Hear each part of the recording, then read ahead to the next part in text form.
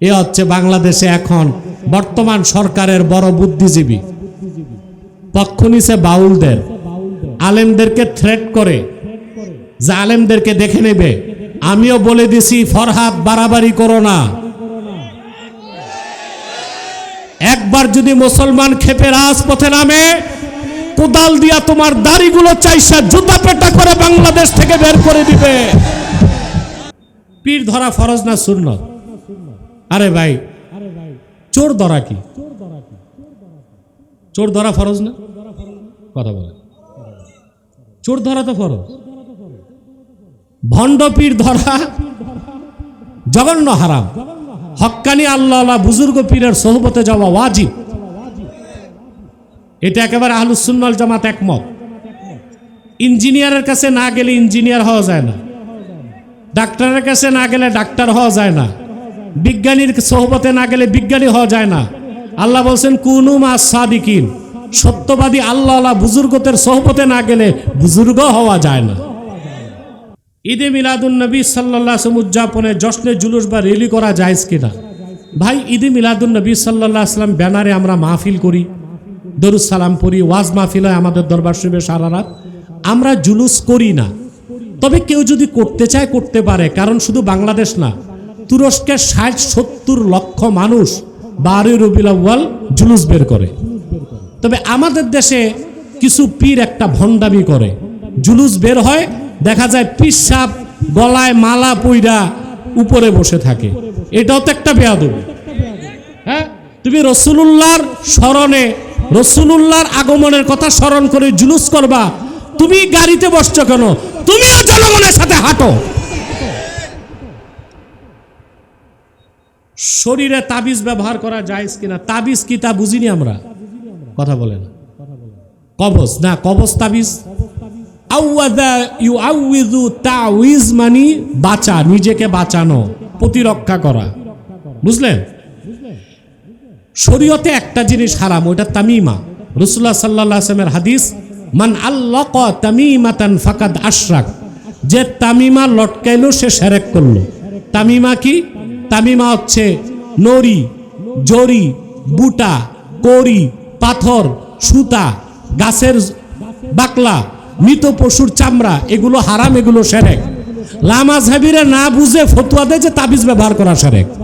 তাবিজ আর তামিমা এক জিনিস না। তামিমা ব্যবহার করা শিরক, আর কোরআন হাদিস থেকে যদি কোনো বুজুর্গ আল্লাহর কালাম লিখে দেয় ওটা তাবিজ, ওটা ব্যবহার করা যায়। মিলাদ ও কিয়াম করা যাবে কিনা? অবশ্যই যাবে।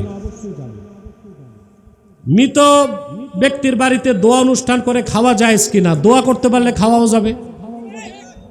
উজরাত নেওয়া যাবে না। কি উজরাত? এখন উজরাত কি? উজরাত হইতে দুইটা শর্ত লাগে। একটা হচ্ছে আপনি যদি নির্ধারণ করেন আমরা 10 জন এসে আপনার বাবার জন্য দোয়া করব, 1 ঘন্টা থাকবো, 10,000 টাকা লাগবে। টাকা নেওয়াও হারাম, খাওয়াও হারাম। আর যদি কোনো কথা নাই, খুশি মনে 1 লাখ টাকা হাদিয়া দেয়, ওটা জায়েজ। নারায়ে তাকবীর আল্লাহু আকবার, তার সাথে নারায়ে রিসালাত ইয়া রাসূলুল্লাহ সাল্লাল্লাহু আলাইহি ওয়াসাল্লাম স্লোগান দেওয়া যাবে কিনা? ভাই, আল্লাহ কোরআনে বলছেন ইজা যুকিরতু যুকিরতা মাই, সুবহানাল্লাহ, ওয়া রাফা'না লাকা যিকরাক। হাবিব, আপনার জিকিরকে আমি বুলন্দ করেছি। জিবরিল এসে রাসূলুল্লাহকে জিজ্ঞেস করছেন আপনার জিকির আল্লাহ সমুন্নত করছেন কিভাবে জানেন? রাসূলুল্লাহ বলছেন আল্লাহ ভালো জানেন। আল্লাহ তখন নাজিল করছেন হাদিসে কুদসি, ইজা যুকিরতু যুকিরতা মাই। মুহাম্মদ সাল্লাল্লাহু আলাইহি ওয়াসাল্লাম ধুলোকে ভুলোকে, আকাশে জমিনে, আরশ কলমে, লৌহে মাহফুজে যেখানে আমার জিকির হয় সঙ্গে আপনার জিকির হয়। তো যদি নারায়ে তাকবীরের স্লোগান থাকে, নারায়ে রিসালাতের স্লোগান থাকাও উচিত। আপনারা মিলাদে দাঁড়িয়ে সালাম দেন কেন? আমরা এটাকে ফরজ ওয়াজিব মনে করি না, সুন্নত মনে করি না, মুস্তাহাব মনে করি। এটাকে আমরা আদব মনে করি। আমরা জনপুর ফুরফুরা এটা বলি না যে আমরা যখন সালাম জানাই রাসূলুল্লাহ সাল্লাল্লাহু আলাইহি ওয়াসাল্লাম উপস্থিত হন, এটা আমরা বলি না। আমরা মনে করি আল্লাহর হাবিব মুহাম্মদ সাল্লাল্লাহু আলাইহি ওয়াসাল্লাম হায়াতুন নবী, জান্নাতুল ফেরদাউস রওজা মুবারক থেকে কে দাঁড়ায় সালাম জানায় আর কে বসে, রাসূলুল্লাহ তা দেখার ক্ষমতা রাখেন। এর জন্য আমরা আদবের খেয়ালে দাঁড়ায় সালাম জানাই। আল্লাহ নিজেও কোরআনে বলেছেন ইয়া আইয়ুহাল্লাযীনা আমানু সাল্লু আলাইহি ওয়া সাল্লিমু তাসলিমা। আল্লাহ এটা বলেন নাই সাল্লু সালাতান, বলছেন সাল্লু আলাইহি, কিন্তু সালামের ক্ষেত্রে বলছেন সাল্লিমু তাসলিমা, অর্থাৎ আমার হাবিবের উপর দরুদ পাঠাও, বসে শুয়ে সর্বাবস্থায় হবে, কিন্তু সালামটা জানাও বিনয়ের সাথে। এই জন্য সালামের সময় আমরা আদবের খেয়ালে দাঁড়িয়ে যাই। গোল্ড অফ মদিনা, সুন্নিয়তের অহংকার। রাসূলুল্লাহ বলেছেন, আমার উম্মত যখন দিন শিখতে বের হয়, রহমতের ফেরেশতারা ওই দিন শিক্ষার্থীর পদতলে রহমতের ডানা বিছিয়ে দেয়। খুশি আছেন? আমাদের সগীরা গুনাহগুলো মাফ হয়ে গেছে মাহফিলে বসার সাথে সাথে। একটু পরে আমরা মুনাজাত করব ইনশাআল্লাহ। মুনাজাত যদি কবুল হয়, গুনাহ মাফ হবে, তওবাও কবুল হবে, নিষ্পাপ হয়ে বাড়ি যেতে পারব। আমরা খুশি আছি? বেজার শুধু শয়তান। বেজারকে শয়তান এখনো ওয়াসওয়াসা দিবে মুনাজাতের আগে উঠানো যায় কিনা। আমরা শয়তানকে সুযোগ দিব? রাজি আছি? নিয়ত করতে পারি? আমরা নিয়ত করছি কিছুক্ষণ পরে আজকের মুনাজাত করে গুনাহ মাফ করে নিষ্পাপ বেহেশতি আল্লাহওয়ালা হয়ে বাড়ি যেতে চাই। কারা কারা হাত তুলে আল্লাহ তাআলাকে দেখেন? হাত নামা। আল্লাহ কবুল করুক, মঞ্জুর করুক। এবার আমি একবার বলবো, যারা দাঁড়িয়ে আছেন একটা লোকও দাঁড়িয়ে থাকা যাবে না, বসে যান। আপনারা বসেন। আমাদের মাহফিলে অনেক সময় অমুসলিমরা, হিন্দুরাও আসে, তারা বসতে লজ্জা পায়, আমরা বসতে বলি না। ওইরকম হিন্দু বা অমুসলিম ছাড়া মুসলমান যারা আছেন আল্লাহর রাস্তে বসেন।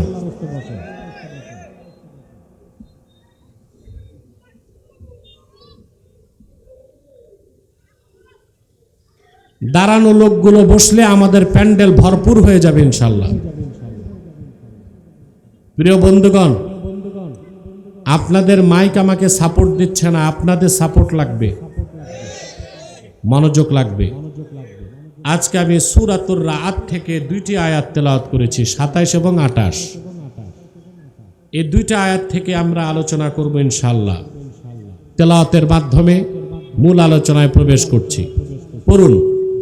আউযু বিল্লাহি মিনাশ শাইতানির রাজীম। বিসমিল্লাহির রাহমানির রাহিম। ويقول الذين كفروا لولا أنزل عليه آية من ربه قل إن الله يضل من يشاء ويهدي إليه من أناب الذين آمنوا وتطمئن قلوبهم بذكر الله ألا بذكر الله تطمئن القلوب। আল্লাহ তাআলা বলেন, ويقول الذين كفروا, যারা কাফের হয়েছে, কুফর করেছে, অবিশ্বাসী, তারা বলে, লাউলা উনজিলা আলাইহি আয়াতুম মিন রাব্বিহ, মুহাম্মদ সাল্লাল্লাহু আলাইহি ওয়াসাল্লামের নিকট যদি আল্লাহর পক্ষ থেকে কোনো নিদর্শন আসতো। তারা বুঝাতে চেয়েছে তাইলে তারা ঈমান আনতো। আল্লাহ পাক বললেন, প্রিয় হাবিব মুহাম্মদ সাল্লাল্লাহু আলাইহি ওয়াসাল্লাম, যত নিদর্শনই তারা দেখুক, আল্লাহ না চাইলে তারা হেদায়েত পাবে না। কারণ তারা যত নিদর্শন দেখতে চায় তার মধ্যে সবচেয়ে বড় নিদর্শন আল কোরআন। এই কোরআনের নিদর্শন দেখার পরও যারা ঈমান আনে না, কোন নিদর্শন দেখার দ্বারা তারা ঈমান আনতে পারে না। কুল ইন্নাল্লাহা ইউদিল্লু মান ইয়াশাউ ওয়া ইয়াহদি ইলাইহি মান আনাব। প্রিয় হাবিব মুহাম্মদ সাল্লাল্লাহু আলাইহি ওয়াসাল্লাম, আপনি বলে দিন, নিশ্চয় আল্লাহ যাকে চান তারে পথভ্রষ্ট করেন, আর যে বিনয়ের সাথে আল্লাহর দিকে এগিয়ে আসে আল্লাহ তারে হেদায়েত করে মঞ্জিলে মাকসুদে পৌঁছায় দেন। সুবহান। আল্লাহর শ্রেষ্ঠ কুদরত নিদর্শন, রাসূলুল্লাহর সর্বশ্রেষ্ঠ মুজিজা 30 পারা কোরআন। আরে ভাই, আমি কি কবরস্থানে না মাহফিলে? তো তোমাদের অবস্থা তো মাইকের মতো, ভয়েস রেজ করতে হবে। আল্লাহর শ্রেষ্ঠ কুদরত, রাসূলুল্লাহর শ্রেষ্ঠ মুজিজা, আল্লাহ রাব্বুল আলামিনের শ্রেষ্ঠ কুদরত, তার হাবিব মুহাম্মদ সাল্লাল্লাহু আলাইহি ওয়াসাল্লামের সর্বশ্রেষ্ঠ মুজিজা 30 পারা কোরআন। এত বড় নিদর্শন দেখার পরও যারা ঈমান আনে না, আল্লাহ স্পষ্ট করে দিলেন অন্য কোন নিদর্শন দেখার মাধ্যমে তারা ঈমান আনতে পারে না, আসলে তাদের জন্য হেদায়েত নাই। কোরআন শুনে, কোরআন নাজিলের পর রাসূলুল্লাহ সাল্লাল্লাহু আলাইহি ওয়াসাল্লামের কাছে কাফেররা আসতো, কোরআন শুনতো, মস্তক নত করে চলে যেত, স্বীকার করত না, মাথা নত করে দিত। ঈমান না আনার জন্য তারা তখন উদ্ভট কিছু কথা বলতে লাগলো, নিদর্শন দেখতে চাইলো। বলেন নাউজুবিল্লাহ। আল্লাহ রাব্বুল আলামিন বলে দিলেন, ইন্নাল্লাযীনা হাক্কাত আলাইহিম কালিমাতু রাব্বিকা লা ইউমিনুন ওয়ালাউ জাআতহুম কুল্লু আয়াতিন হাত্তা ইয়ারাউল আযাবাল আলীম। প্রিয় রাসূল, আসলে ওরা ঈমান আনবে না, নিদর্শন দেখতে চায়। কোরআনের মতো নিদর্শন দেখেও যারা ঈমান আনে না, ওদের ক্ষেত্রে আপনার রবের সিদ্ধান্ত চূড়ান্ত হয়ে গেছে, কোনোভাবেই তারা ঈমান আনবে না। তারা যত নিদর্শন দেখতে চায় সব যদি তাদেরকে দেখানো হয়, এমনকি জাহান্নামের আযাবও যদি তারা দেখে, তারপরও তারা ঈমান আনবে না। অন্যত্র আল্লাহ রাব্বুল আলামিন বলেন, ওয়ালাউ আন্নানা নাযালনা ইলাইহিমুল মালাইকাতা ওয়া কাল্লামাহুমুল মাউতা ওয়া হাশারনা আলাইহিম কুল্লা শাইইন কুবুলাম মা কানু লিয়ুমিনু ইল্লা আইয়াশা আল্লাহ ওয়ালাকিন্না আকসারাহুম ইয়াজহালুন। প্রিয় নবী মুহাম্মদ সাল্লাল্লাহু আলাইহি ওয়াসাল্লাম, কোরআনকে যারা বিশ্বাস করতে চায় না, এত বড় নিদর্শন, তারা কখনো ঈমান আনবে না। যদি আমি আল্লাহ তাদের কাছে আসমান থেকে ফেরেশতা পাঠায় দেই, কিংবা মৃত মানুষ যদি কবর থেকে উঠে তাদের সঙ্গে কথা বলে, তারা যত নিদর্শন দেখতে চায় সব যদি তাদের সামনে উপস্থিত করে দেই, তারপরও আল্লাহ যাদেরকে চান তারা ছাড়া কেউ ঈমান আনবে না। সুবহানাল্লাহ। কাফেরেরা ঈমান না আনার জন্য উদ্ভট কথা বলতে লাগলো। ওরা আবার বলল, ওয়ালাউ আন্না কুরআনান সুয়িরাত বিহিল জিবালু আও কুত্তিআত বিহিল আরদু আও কুল্লিমা বিহিল মাউতা বাল লিল্লাহিল আমরু জামিআ। আল্লাহ বললেন, কাফেরেরা ঈমান না আনার জন্য উদ্ভট কথা বলে। তারা আরো বলে, যদি মুহাম্মদ সাল্লাল্লাহু আলাইহি ওয়াসাল্লামের নিকট এমন একটা কোরআন আসতো যার মাধ্যমে পাহাড়গুলো উড়তো, জমিন টুকরা টুকরা হয়ে যেত, আর মৃত মানুষ উঠে কোরআনের সাথে কথা বলতো, তাইলে চিন্তা করতাম আমরা ঈমান আনবো কিনা। আল্লাহ বললেন, কোনোদিন তারা ঈমান আনবে না। ওরা যা দেখতে চায় সব আল্লাহর ইখতিয়ারভুক্ত। কোরআনের মতো শ্রেষ্ঠ নিদর্শন দেখার পরে যারা ঈমান আনে না, অন্য কোন নিদর্শন দেখলো তারা ঈমান আনবে না। কাফেররা যে নিদর্শনগুলো দেখতে চেয়েছে তার চেয়ে বড় নিদর্শন কি রাসূলুল্লাহ দেখান নাই? কথা বলে না। কোরআন সাক্ষ্য দেয় রাসূলুল্লাহ সাল্লাল্লাহু আলাইহি সাল্লাম মক্কায় আবু কুবাইস পাহাড়ের সামনে দাঁড়িয়েছিলেন। পাহাড়টার নাম কি বলেন তো? আবু কুবাইস। আমি একটা তথ্য দিয়ে মনে রাখবেন, পৃথিবীর প্রথম পাহাড় হচ্ছে আবু কুবাইস। সুবহানাল্লাহ বলবেন। হাদিস শরীফে এসেছে আউয়ালু জাবালিন খালাকাহুল্লাহু ফিল আরদে আবা কুবাইস। এই পৃথিবীতে প্রথম আল্লাহ তাআলা যে পাহাড়টা সৃষ্টি করছেন ওটা আবু কুবাইস, ওটা মক্কায়। এটাকে বলা হয় উম্মুল জিবাল, সব পাহাড়ের মা। সুবহানাল্লাহ। এই পাহাড়টা কাবাগরের পাশে, যারা হজ করছেন দেখছেন, একদম পাশে। পাহাড়ের উপর বাদশা বাড়ি বানাইছে, বাদশা ফাহাদ। তার উদ্দেশ্য ভালো ছিল, তিনি চেয়েছেন নিরিবিলি ঘরে বসে কাবাগর দেখবেন আর ইবাদত করবেন। এই ছিল তার উদ্দেশ্য। অনেকে সমালোচনা করে, সমালোচনা না, উদ্দেশ্যটা ভালো ছিল। উদ্দেশ্য কি ছিল? এই পাহাড়ের সামনে রাসূলুল্লাহ সাল্লাল্লাহু আলাইহি ওয়াসাল্লাম দাঁড়িয়ে আছেন। আবু জেহেল আসছে সাঙ্গপাঙ্গ নিয়ে, বলল মুহাম্মদ সাল্লাল্লাহু আলাইহি ওয়াসাল্লাম, আপনি যত নিদর্শন আর মুজিজা সব তো জমিনেই দেখাইছেন, আকাশে তো কিছু দেখালেন না। আপনি কি পারবেন পূর্ণিমার চাঁদটা দুই টুকরা করতে? আল্লাহর কোরআন সাক্ষ্য দেয়, আল্লাহর হাবিব নূর নবীজি মুহাম্মদ মুস্তাফা সাল্লাল্লাহু আলাইহি ওয়াসাল্লাম শাহাদাত আঙ্গুলি দিয়ে ইশারা করলেন, লক্ষ লক্ষ মাইল দূরের পূর্ণিমার চাঁদ দুই টুকরা হয়ে আবু কুবাইস পাহাড়ের দুই পাশে সরে গেল।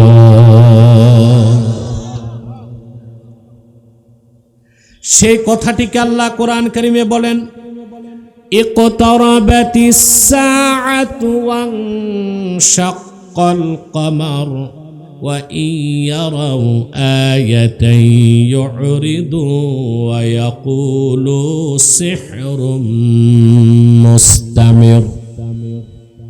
কিয়ামত নিকটবর্তী হলো আর আমার হাবিবের আঙ্গুলের ইশারায় চাঁদ দুই টুকরা হয়ে গেল।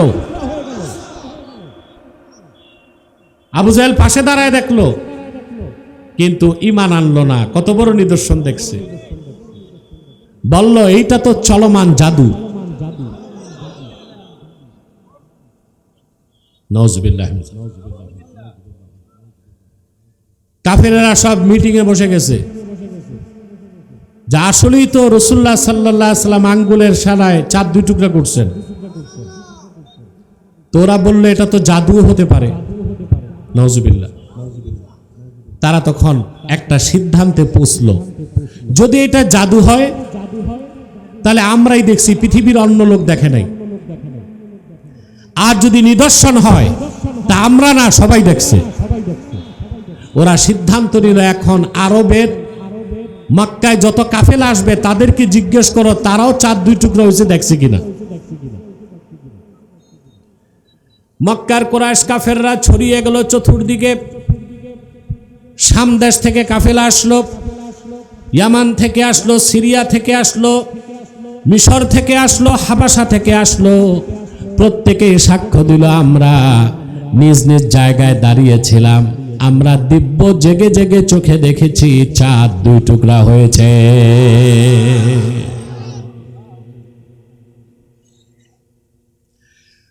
সৈয়দ আল্লামা আনোয়ার কাশ্মীরি রহমতুল্লাহি আলাইহি বুখারী শরীফের ব্যাখ্যা করেছেন, যেটা ফাইজুল বারী, সেখানে তিনি তথ্য দিয়েছেন, কদ শাহাদাহু রাজুলুম মিনাল হিন্দে ইসমুহু ভোলরাজ। আল্লাহর হাবিব যখন মক্কায় চাঁদকে দুই টুকরা করে দেখালেন, আরবের জমিন থেকে হাজার হাজার মাইল দূরে ভারতে ভূপালের রাজা ভোলরাজ নিজ চোখে সেই নিদর্শন দেখতে পেয়েছে। হিন্দুস্তানের রাজা, ওর নাম ছিল ভোলরাজ, ও নিজ চোখে তা দেখছে। অত্যাশ্চর্য হয়ে গেছে। সকালবেলা সে সবাইকে ডাকলো, মন্ত্রী উপদেষ্টাদের, আর ধর্মের পণ্ডিতদের ডেকে বলল, গত রাতে আমি এক অত্যাশ্চর্য জিনিস দেখেছি। বলে, কি দেখছেন? বলে, দেখলাম চাঁদ দুই টুকরা হয়ে দুই দিক সরে গেছে, আবার কিছু সময় পর চাঁদ জোড়া লাগছে। তারা জিজ্ঞেস করলো, আপনি কি স্বপ্ন দেখেছেন? সে বলল, না, দিব্য জেগে জেগে দেখেছি। বলে, আমাদেরকে একটু সময় দেন। এরপর পণ্ডিতরা বলল, আপনি যা দেখছেন সত্য দেখছেন। আমাদের ধর্মগ্রন্থ উল্লেখ আছে, এই পৃথিবীতে গোটা বিশ্ব মানবতার কাণ্ডারি হিসেবে আসবেন আখিরি নবী মুহাম্মদ সাল্লাল্লাহু আলাইহি ওয়াসাল্লাম। এই পৃথিবীর সর্বশ্রেষ্ঠ জায়গা মক্কায় কাফেরদের চ্যালেঞ্জের মোকাবেলায় তিনি আকাশের চাঁদকে দুই টুকরা করে দেখাবেন। গত রাতে সেই ঘটনা ঘটেছে মক্কায়, আপনি তা চোখে দেখতে পেয়েছেন। আল্লামা কাশ্মীরি এতটুকু উল্লেখ করছেন। অন্য ইতিহাসে পাওয়া যায় এই ভোল রাজ হিন্দুস্তান ছেড়ে আরবে চলে গেছে, সপরিবারে রাসূলুল্লাহর কাছে ঈমান এনে মুসলমান হয়ে গেছে। আবু জাহেল নিদর্শন দেখছে কিনা? আপনারা জানেন, পৃথিবীর ইতিহাসে এক মানব জাতির বিজয় হচ্ছে চন্দ্র বিজয়, ঠিক না? 70-এর দশকে আমেরিকার 3 জন মহাকাশচারী চাঁদের পিঠে অবতরণ করেছে। এর মধ্যে একজনের নাম ছিল নীল আর্মস্ট্রং। চাঁদ থেকে ফিরে এসে মিশরে ঘুরতে গিয়েছিল সে। মিশরের রাজধানী কায়রোতে যাওয়ার পর সে আজান শুনতে পেল।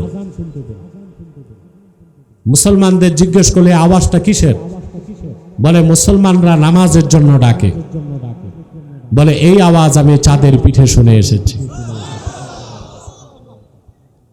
এই তথ্য ফাঁস করার পর মৃত্যু পর্যন্ত মার্কিন সরকার নীল আর্মস্ট্রংকে নজরবন্দি করে রেখেছিল। চাঁদের বিজয় হয় নাই, মুসলমানের বিজয় হয়েছে। তখন ইহুদিরা একটা বই লেখলো, এই বইটা ইংলিশে লেখা, we never went to the moon. আমরা কখনো চাঁদে যাই নাই। কারণ ওদের বিজয় হয় নাই, তো বিজয় তো হয়েছে আমাদের। এর জন্য ওরা বই লেখছে, we never went to the moon, আমরা চাঁদে যাই নাই।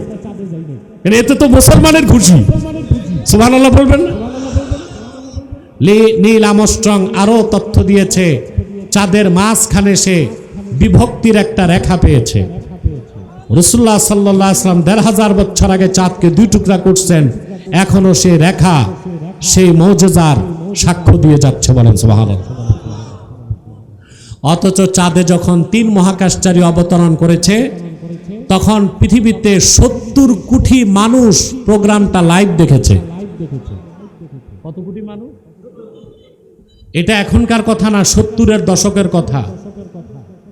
এই 1960 থেকে 70, ওই সময় মহাকাশ বিজ্ঞান অগ্রগতি লাভ করছে, বুঝলেন? 69 সালের দিকে তখন বাংলাদেশে একটা জেলায় ছিল কয়েকটা টেলিভিশন, ঠিক কিনা? দেখা যেত একটা বাড়িতে টেলিভিশন থাকলে কয়েকশো লোক যে দেখত। তখন পৃথিবীর 70 কোটি মানুষ প্রোগ্রামটা লাইভ দেখেছে। আর যখন ইসলামের বিজয় ধ্বনি ফুটে উঠেছে, তো কাফেরের দল বই লিখে ফেলছে, we never went to the moon, আমরা তো চাঁদেই যাই নাই। নাউজুবিল্লাহ। আমার কথা, আমার কথা শুনতেছেন ভাই? যার কপালে হেদায়েত নাই, হাজার নিদর্শন দেখলো সে মুসলমান আবু জেহেল হইছে? আমার ভাইয়েরা, কাফেরেরা নিদর্শন দেখতে চেয়েছে, ওরা যা চেয়েছে সব দেখানো হয় না, এই কারণ আল্লাহ জানেন নিদর্শন দেখলো তারা হেদায়েত আনবে না, ঈমান আনবে না। তার সবচেয়ে বড় প্রমাণ, আল্লাহর রাসূল চাঁদকে 2 টুকরা করেছেন। নিজ চোখে দেখার পর আবু জেহেল ও মক্কার অনেক কুরাইশরা ঈমান আনে নাই। কেন আনে নাই সেই তথ্যটা আল্লাহ দিলেন। কুল ইন্নাল্লাহা ইউদিল্লু মান ইয়াশাউ ওয়া ইয়াহদি ইলাইহি মান আনাব। মুহাম্মদ সাল্লাল্লাহু আলাইহি ওয়াসাল্লাম কাফেরেরা নিদর্শন দেখতে চায়, নিদর্শন দেখলেই তো ঈমান আনবে না। আপনি বলে দেন আল্লাহ যাকে ইচ্ছা তারে পথভ্রষ্ট করেন, আর বিনয়ের সাথে যে এগিয়ে আসে আল্লাহ তারে হেদায়েত দিয়া মঞ্জিলে মাকসুদে পৌঁছায় দেন। এই কথাটা বুঝছেন? কথা বলেন তো, বুঝলে আর বলবো কি? বুঝেন নাই তো, বুঝতে তো হবে। প্রথম কথা, শাব্দিক অর্থ হচ্ছে আল্লাহ যাকে ইচ্ছা তাকে পথভ্রষ্ট করেন। তো নাস্তিকরা বলতে পারে আল্লাহ নিজেই যদি পথভ্রষ্ট করে দেন তা আমরা হেদায়েত পাবো কেমন করে? প্রশ্ন আসে না? না, দায়টা আল্লাহর দিকে দেওয়া যাবে না। এটার তফসির হচ্ছে আল্লাহ যখন কারো উপর নারাজ হন রহমত থেকে সরায় দেন, যখন রহমত থেকে সে সরে যায় তখন সে আর হেদায়েতের উপর থাকতে পারে না, পথভ্রষ্ট হয়ে যায়। আর যে বিনয়ের সাথে আল্লাহর দিকে অগ্রগামী হয় আল্লাহ তারে রহমতের কোলে টেনে নেন, হেদায়েত করে চূড়ান্ত গন্তব্যে পৌঁছায় দেন।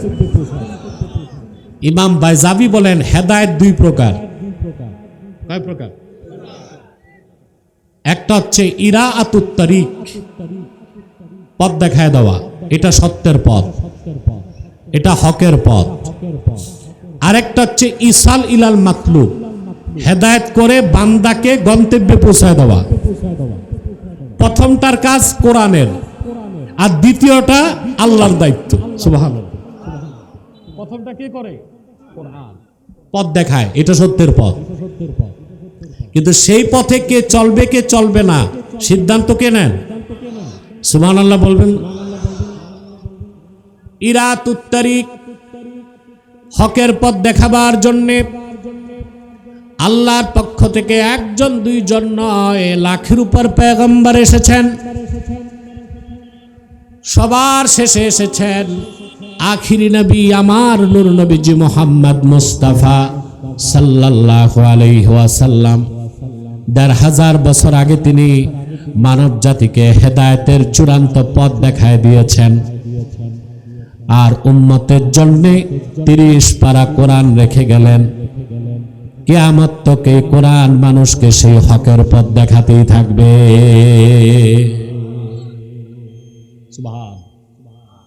এটা হচ্ছে ইরাতুত তারিক, পথ দেখায় দেওয়া। কিন্তু বড় কথা হচ্ছে হেদায়েতের পথ চিনতে পারলেই হেদায়েত পাওয়া যায় না। ওটা কার হাতে?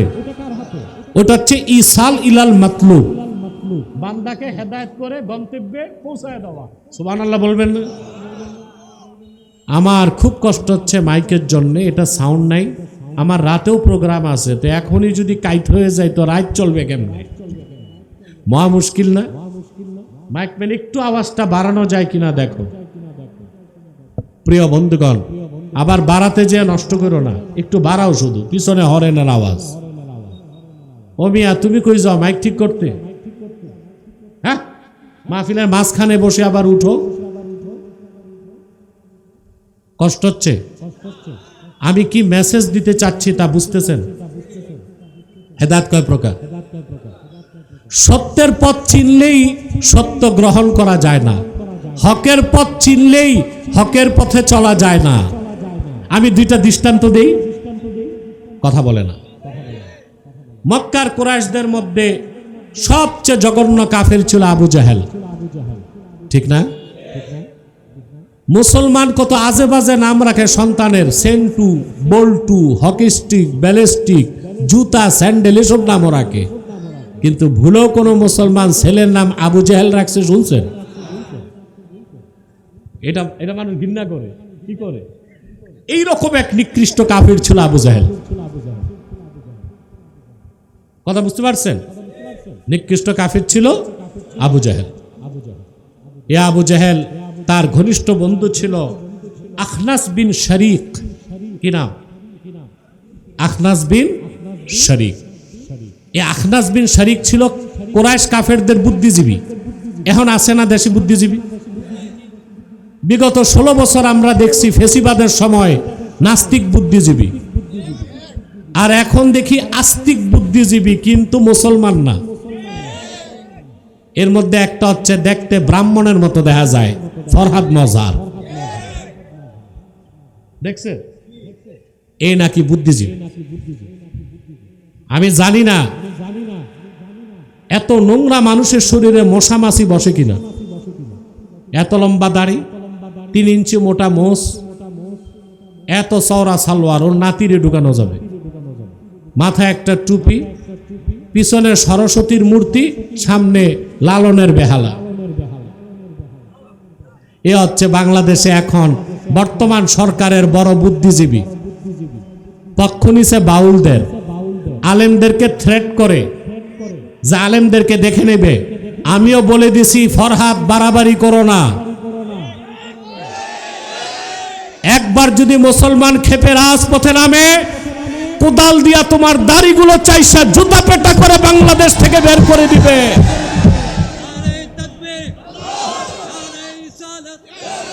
ইসলামের শত্রুরা ডক্টর নাজুল্লাহ আব্বাসী সাহেব, ইন্না মারকাজুস সুন্নাহ দরবার শরীফ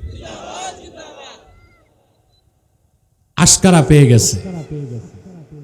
আল্লাহর শানে কি বেয়াদবি করছে শুনছেন বাউল?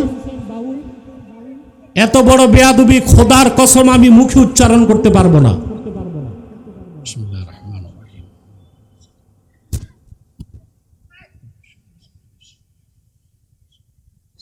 ইয়া আল্লাহ, এত প্রশ্ন জমায় রাখছেন। যাক, আমি এক কথায় উত্তর দিয়ে যাই।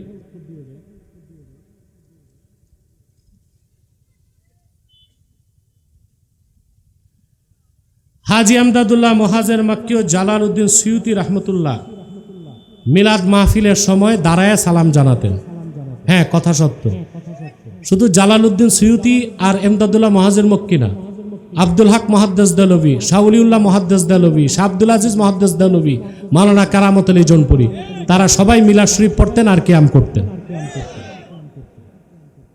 আপনারা মিলাদে দাঁড়িয়ে সালাম দেন কেন? আমরা এটাকে ফরজ ওয়াজিব মনে করি না, সুন্নত মনে করি না, মুস্তাহাব মনে করি। এটাকে আমরা আদব মনে করি। আমরা জৌনপুর ফুরফুরা এটা বলি না যে আমরা যখন সালাম জানাই রাসূলুল্লাহ সাল্লাল্লাহু আলাইহি ওয়াসাল্লাম উপস্থিত হন, এটা আমরা বলি না। আমরা মনে করি আল্লাহর হাবিব মুহাম্মদ সাল্লাল্লাহু আলাইহি ওয়াসাল্লাম হায়াতুন নবী, জান্নাতুল ফেরদাউস রওজা মুবারক থেকে কে দাঁড়ায় সালাম জানায় আর কে বসে, রাসূলুল্লাহ তা দেখার ক্ষমতা রাখেন। এর জন্য আমরা আদবের খেলে দাঁড়ায় সালাম জানাই। আল্লাহ নিজেও কোরআনে বলেছেন, ইয়া আইয়ুহাল্লাযীনা আমানু সাল্লু আলাইহি ওয়া সাল্লিমু তাসলিমা। আল্লাহ এটা বলেন নাই সাল্লু সালাতান, বলছেন সাল্লু আলাইহি, কিন্তু সালামের ক্ষেত্রে বলছেন সাল্লিমু তাসলিমা। অর্থাৎ আমার হাবিবের উপর দরুদ পাঠাও, বসে শুয়ে সর্বাবস্থায় হবে, কিন্তু সালামটা জানাও বিনয়ের সাথে। এই জন্য সালামের সময় আমরা আদবের খেয়ালে দাঁড়িয়ে যাই। দাঁড়াইছে কেন? দূর মিয়া সাহেব, ঝামেলা করো, বসো।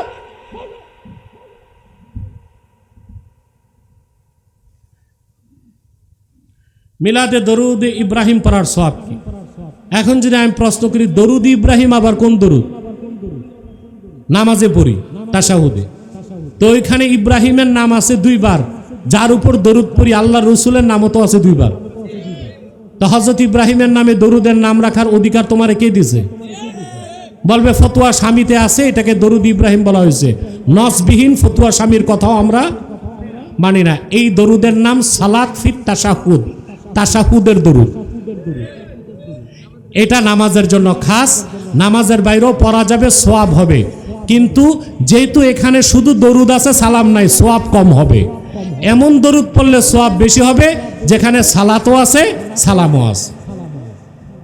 তো বলবেন নামাজে শুধু সালাত কেন? কোথায়? নামাজে তো আগে আত্তাহিয়াতে সালাম, তারপরে সালাত, ওখানে সমস্যা হয় না। কিন্তু দরুদ ইব্রাহিম নামাজের বাইরে পড়লে সালাম থাকে না, শুধু সালাত থাকে। কথা বলেন। এই জন্য আমরা বলি সওয়াব কম, জায়েজ আছে, সওয়াব কম। অবশ্য বদরুদ্দিন আইনি উমদাতুল কারিতে উল্লেখ করছেন, আর ফতোয়ার কিতাব কবিরিতে এসেছে শুধু দরুদ ইব্রাহিম নামাজের বাইরে পড়া মাকরু, কারণ সালাম নাই। আল্লাহর নির্দেশ সালাত ও সালাম। আবার যারা বলে দরুদ ইব্রাহিম ছাড়া দরুদ নেই, এরা আলেম না, ভালো জালেমও না। দরুদ ইব্রাহিম ছাড়া যদি দরুদ না থাকে তা আমরা হাদিস পড়ি কেমনে? ক্বালা রাসূলুল্লাহ সাল্লাল্লাহু আলাইহি ওয়াসাল্লাম, এটা কি দরুদ ইব্রাহিম? তা যদি দরুদ ইব্রাহিম ছাড়া কোনো দরুদই না থাকে তা হাদিস কেমনে পড়তে হবে? ক্বালা রাসূলুল্লাহ আল্লাহুম্মা সাল্লি আলা মুহাম্মাদি ওয়া আলা আলি মুহাম্মাদ কামা সাল্লাইতা আলা ইব্রাহিম ওয়া আলা আলি ইব্রাহিম ইন্নাকা হামিদুম মাজিদ আল্লাহুম্মা বারিক আলা মুহাম্মাদ ওয়া আলা আলি মুহাম্মাদ কামা বারাকতা আলা ইব্রাহিম ওয়া আলা আলি ইব্রাহিম ইন্নাকা হামিদুম মাজিদ। এইভাবে যদি সব হাদিসে এই দরুদে পড়ি তাহলে তো 10 বছরও বুখারী খতম হবে না। তখন কি পড়ি? ক্বালা রাসূলুল্লাহি সাল্লাল্লাহু আলাইহি ওয়াসাল্লাম। তাহলে এটাও তো দরুদ। যে কোনো সিগায় দরুদ পড়া যাবে যদি তা আল্লাহর ও তার রাসূলের শানের পক্ষে হয়। দরুদ ইব্রাহিম নামাজের বাইরে পড়া যাবে, কিন্তু নামাজের বাইরে পড়লে সওয়াব কম। নামাজের বাইরে এমন দরুদ পড়ব যেখানে সালাতও আছে, সালামও আছে। জানাজা নামাজের পর দোয়া করা যাবে কিনা? ফরজ ওয়াজিব সুন্নত না, যেখানে হয় করবেন, যেখানে হয় না ফিতনা করবেন না। পীর ধরা ফরজ না সুন্নত? আরে ভাই, চোর ধরা কি? চোর ধরা ফরজ না? কথা বলে, চোর ধরা তো ফরজ। ভণ্ড পীর ধরা জঘন্য হারাম। হক্কানি আল্লাহ বুজুর্গ পীরের সোহবতে যাওয়া ওয়াজিব। এটা একেবারে আহলুস সুন্নাহ ওয়াল জামাত একমত। ইঞ্জিনিয়ারের কাছে না গেলে ইঞ্জিনিয়ার হওয়া যায় না, ডাক্তারের কাছে না গেলে ডাক্তার হওয়া যায় না, বিজ্ঞানীর সোহবতে না গেলে বিজ্ঞানী হওয়া যায় না। আল্লাহ বলছেন কুনু মাস সাদিকিন, সত্যবাদী আল্লাহ বুজুর্গদের সোহবতে না গেলে বুজুর্গ হওয়া যায় না। ঠিক না?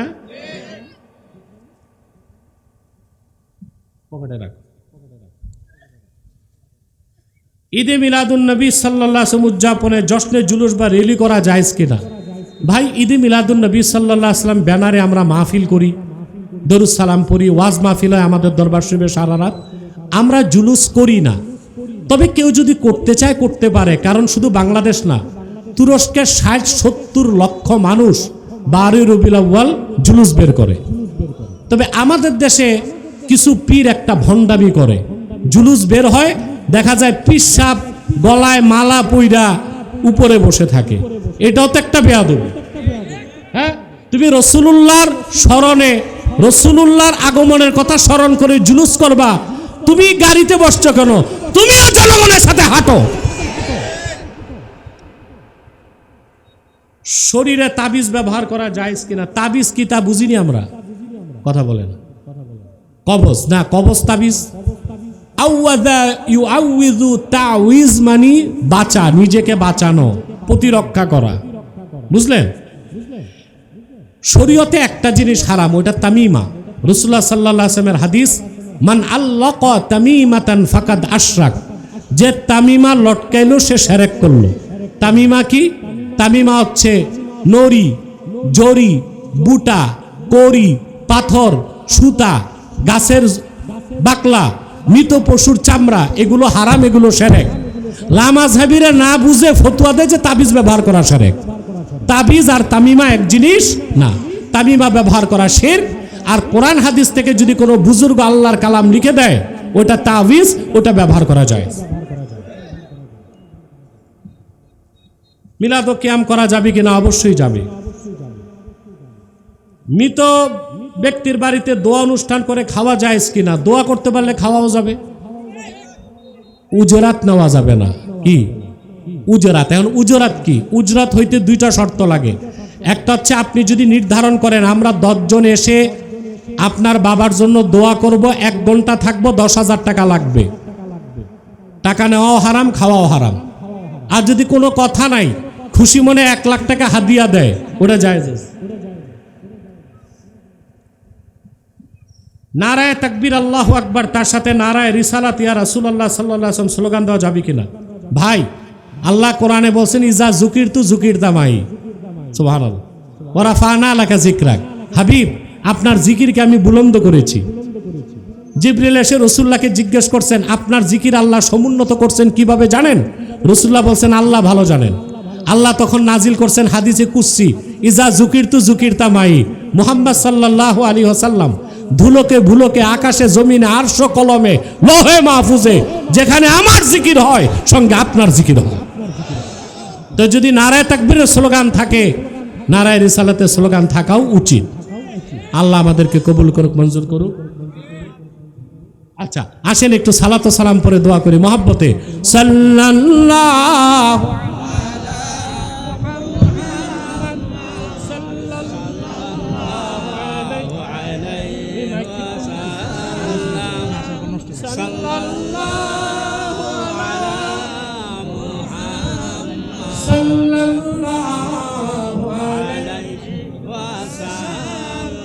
ইয়া নবী সালাম আলাইকা ইয়া রাসূল সালাম আলাইকা ইয়া হাবিব সালাম আলাইকা সালাওয়াতুল্লাহ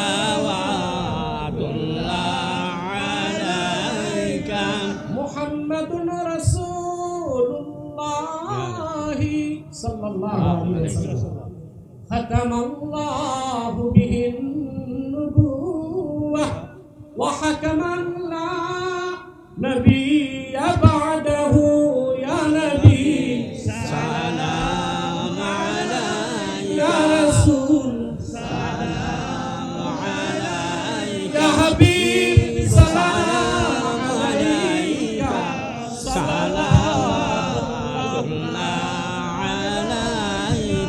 بلغ العلا بكماله كشف الدجى بجماله حسنت جميع